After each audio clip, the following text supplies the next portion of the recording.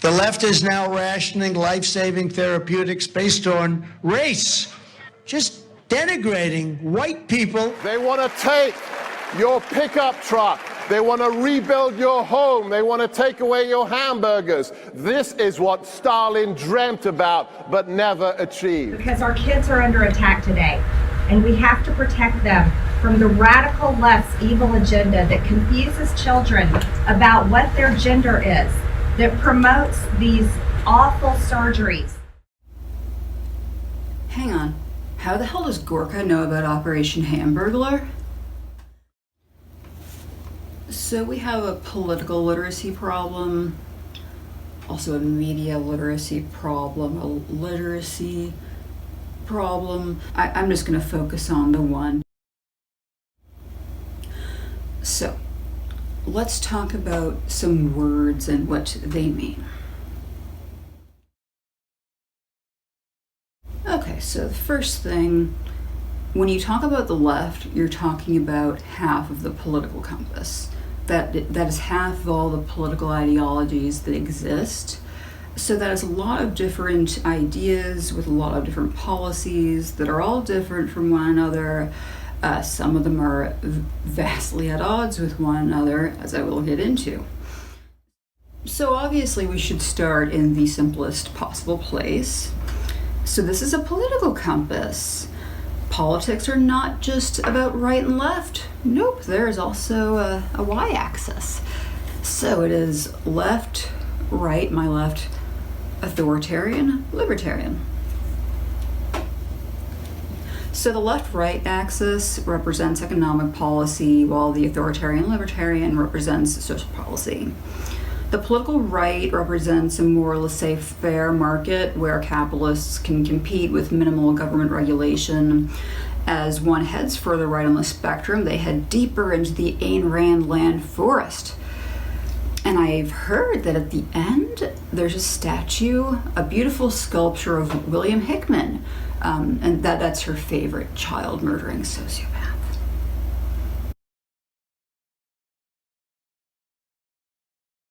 I've never seen it. So in contrast, the economic left involves more government oversight to prevent things like recessions and to protect labor as well as consumers. At the centermost point, you have Keynesian economics, which is capitalism with some regulation, taking measures to avoid recessions, things like government spending and stimulus packages.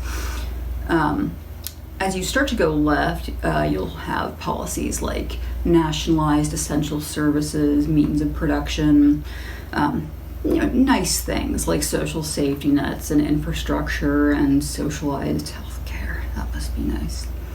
As you go further left, you have things like business collectives, which are non-hierarchical, worker-owned businesses, networks of communes, communally owned property, a lot of bottom-up networks, trade union syndicates.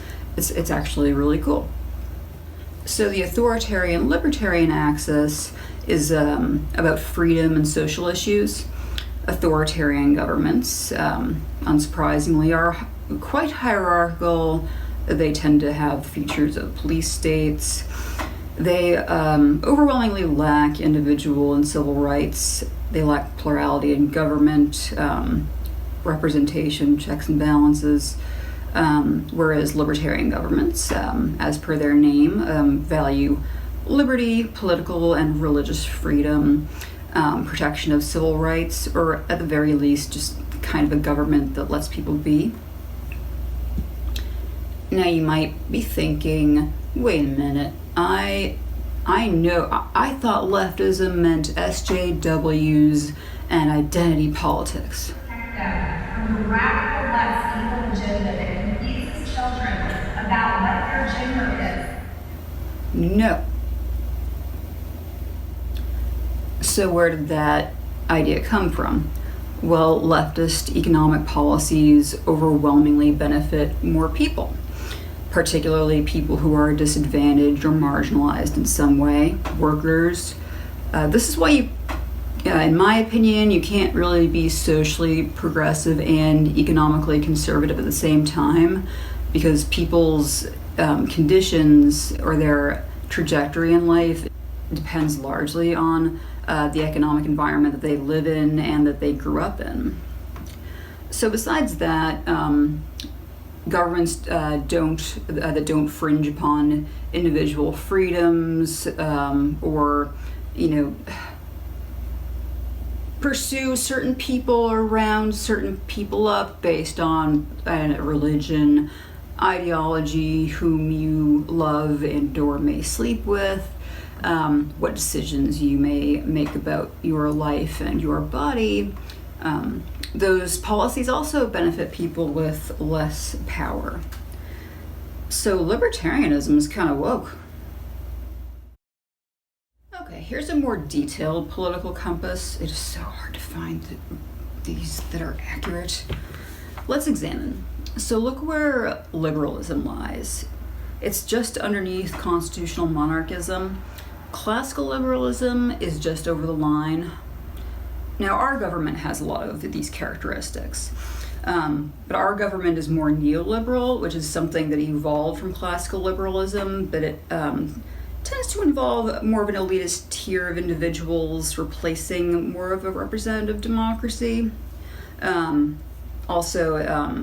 Government intervention in economics tends to be on behalf of corporations, banks. It's almost like socialism for corporations. I'm not in favor of that. So over here we have progressivism, which can describe an ideology, but it's also often an adjective applied to these kinds of left libertarian ideologies. You have the Nordic model, democratic socialism, social democracy. Now, American leftists nowadays tend to identify with the ideologies in these regions. So they're quite removed from the liberalism of the democratic establishment. So most recent American presidents have been somewhat in the right authoritarian area. The Democratic president's a bit less severely so. FDR's economic policy would have put him in the left quadrant. Bernie Sanders would be right in the neighborhood of progressivism. So the founders, when taking into account the norms of the time, they would have been a little more right-wing libertarian. People like Thomas Paine or John Quincy Adams were a bit more economically leftist, supporting things like infrastructure and nationalized university. I want to point out one thing. So the ideas that I've associated with the American left, its neighbors include council communism, market socialism, and classical Marxism. Those are all libertarian leftist ideologies. Now, if you look across the border, you'll see Castroism, Ho Chi Minh thought, Chauvinism, Leninism, as well as state capitalism. Those last two are arguably the same. Also Stalinism, Maoism, Baathism, Jusha. There is a reason that these ideas are so distant from one another. I'll get more into that in my next video. So left-wing libertarianism tends to embrace personal freedom, social equality, and a representative people's government, and works to avoid the exploitation that can very easily arise from unregulated capitalism. The more leftist ideologies seek to either abolish capitalism or abolish the kind of thinking that is profit-driven, as opposed to, how much do we need in order for our society to have enough. Okay, the authoritarian left. So they do tend to value some wealth redistribution, and like selective social justice, kinda, but dissent is generally not tolerated well. It might get you shot by Che Guevara.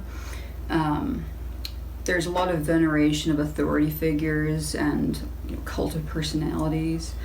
Although places like the USSR were established due to revolutions that claimed to be Marxist in nature, the results were quite different from the society that he wrote about.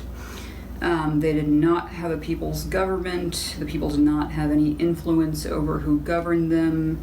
They didn't really get to vote.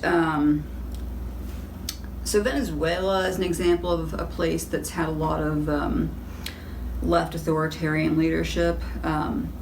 Countries that experienced Baathism as well. Libya under Gaddafi. Now in my next video I'll be talking in a lot more detail about leftist governments. I'm also going to talk about some successful examples of things like socialism and even some more far left governments that you probably haven't heard of that are really cool. Okay, so let's delve deeper into what leftist means by examining a philosophy that is popular among the American left and present in many leftist philosophies, which is progressivism.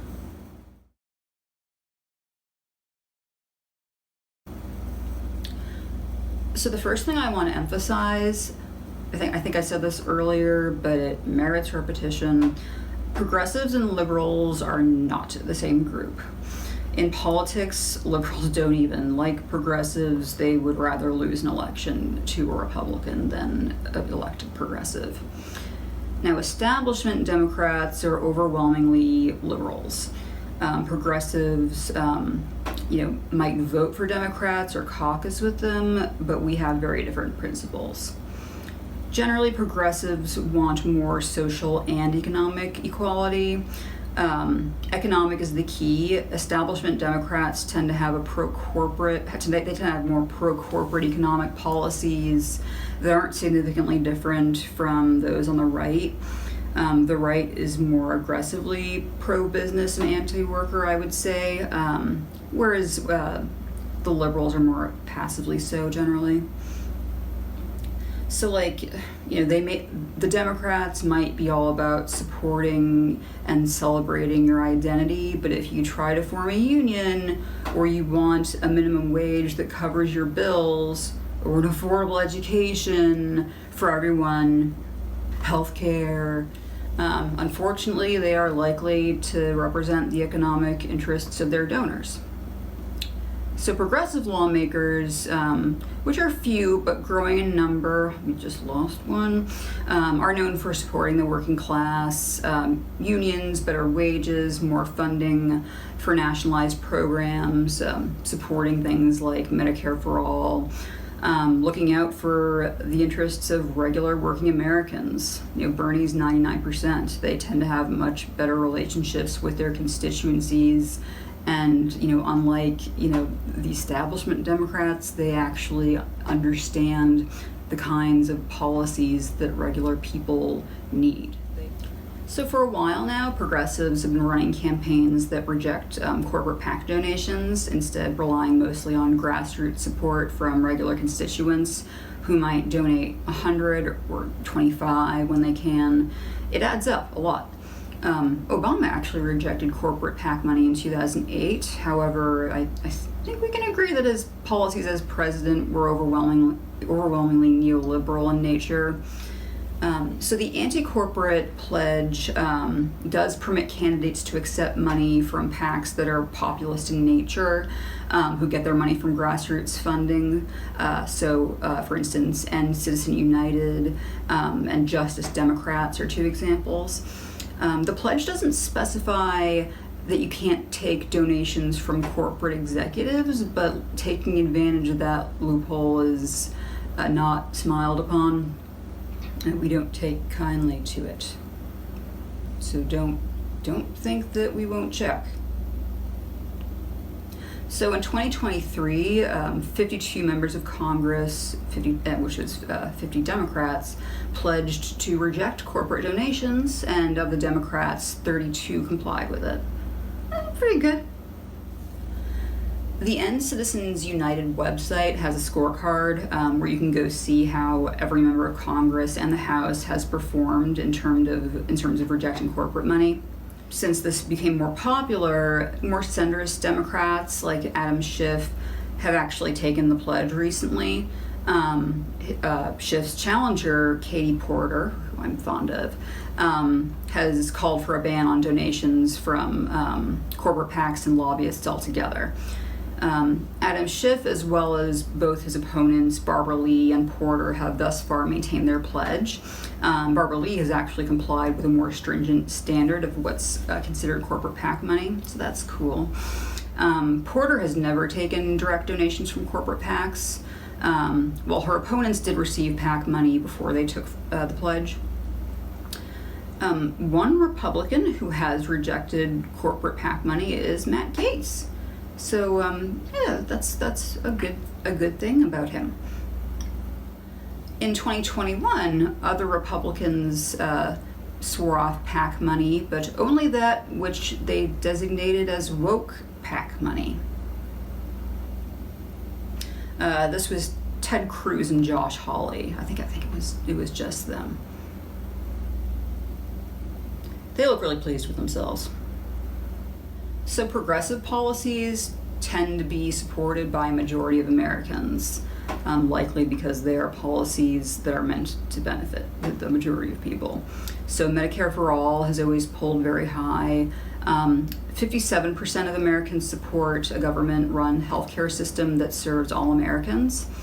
According to Data for Progress, student debt relief, investment in green jobs, the PRO Act, which is Protect the Right to Organize, as well as the For the People Act, higher taxes for the rich and corporations, are just some of the policies that are supported by a majority of voters.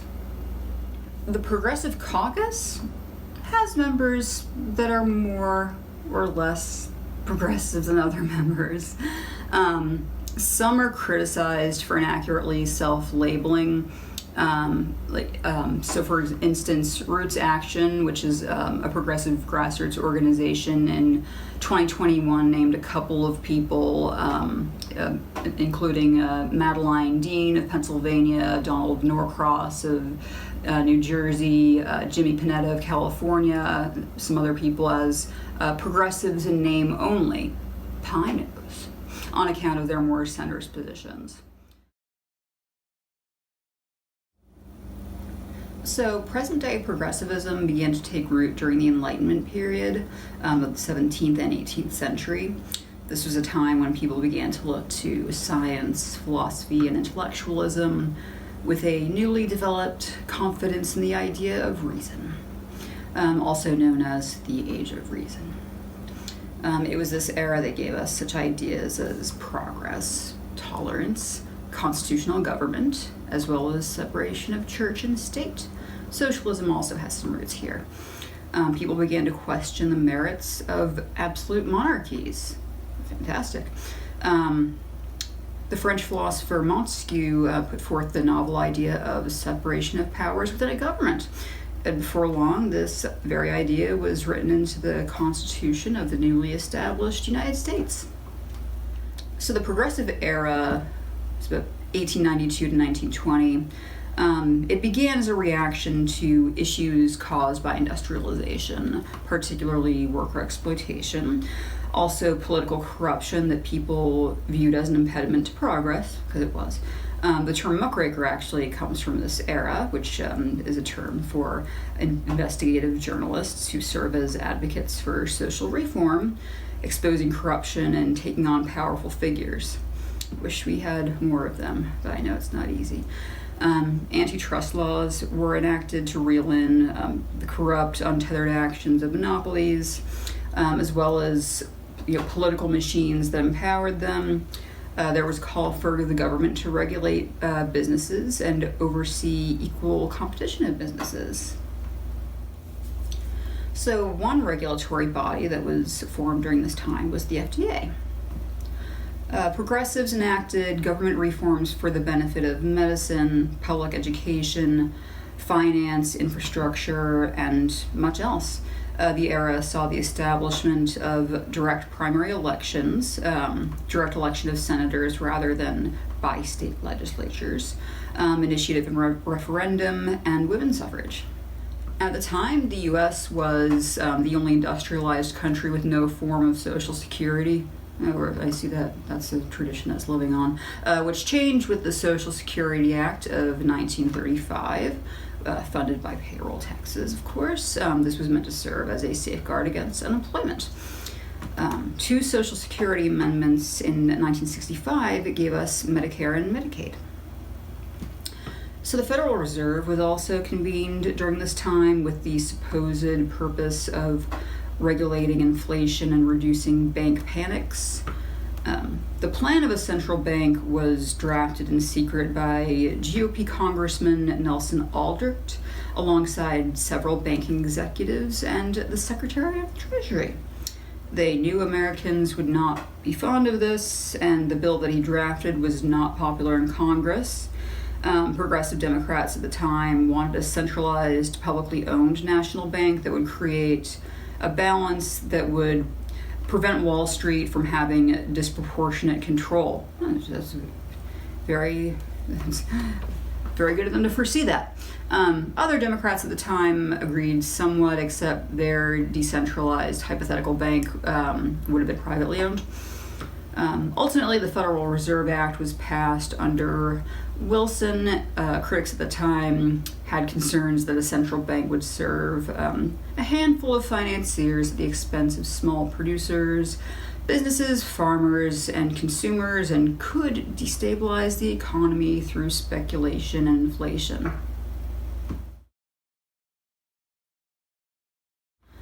Some find it perplexing that progressivism, as well as other ideologies, socialism, democratic socialism, some forms of libertarian communism, left-anarchism, have been embraced by millennials with such enthusiasm and in such numbers.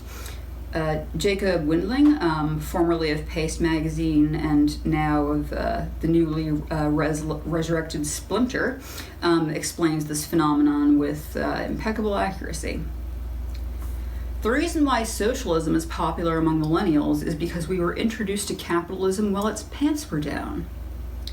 So he writes of the Great Recession that left us disgusted and disillusioned, particularly because it was our newly elected Obama who couldn't have contrasted more with George Bush and his waspy fucking war pigs, was the one who signed off on it. On the preservation of the too big to fail, social welfare for the super rich, as I alluded to earlier. Millennials were saddled with debt and then thrust into an economy losing 800,000 jobs a month when President Obama took office in 2009. I graduated college that year, and it was immediately apparent that everything I had just learned about how the economy was supposed to work was one big lie. Banks foreclosed on millions of homeowners. If that wasn't enough, then we learned that these banks didn't even own a bunch of mortgages that they foreclosed on. That's pure evil. While the rest of us got little to no help from the government, Bank of America got bailed out, and an entire generation up to their eyelids in student debt forced upon them as a requirement to join the economy, joined an economy in complete collapse. You say capitalism is an inherently efficient, just, and moral economic system? Well, we tend not to agree. The Democratic establishment showed us who they really were, who they were out to serve, and how increasingly unequal our country was. Arthur Holtz of Medium manages to consolidate the differences between progressives and liberals into one question. When it comes to matters of law, should we give preferential treatment to society's least advantaged?